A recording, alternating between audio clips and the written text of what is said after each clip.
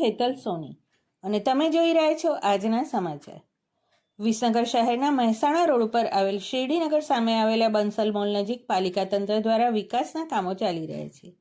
ત્યારે આજે તારીખ 18/8/2026ને મંગળવારે વહેલી સવારે પીવાના પાણીની લાઇનમાં લીકેજ થતાં હજારો લીટર પીવાના ચોખ્ખા પાણીનો બગાડ થતો જોવા મળ્યો હતો। આ વિસ્તારમાં રહેતા રહીશો અને વેપારીઓ દ્વારા એવી રજૂઆત કરવામાં આવી હતી કે એક બાજુ સરકારશ્રી દ્વારા પાણીનો બગાડ ન કરો અને જળ એ જ જીવન તેવી જાહેરાત કરવામાં આવે છે, ત્યારે વિસનગર નગરપાલિકાના જવાબદાર કર્મચારીઓ દ્વારા આ રીતે હજારો લીટર પાણીનો બગાડ થતો હોય તે કેવો બોગસ વહીવટનો નમૂનો દર્શાવી રહ્યા છે। અહીંથી પસાર થતા રાહદારીઓ અને વાહન ચાલકોએ ભારે આક્રોશ સાથે પાલિકાના અણઘડ અને લાપરવાહી ભર્યા ખાડે ગયેલા વહીવટ પ્રત્યે ભારે નારાજગી વ્યક્ત કરી હતી।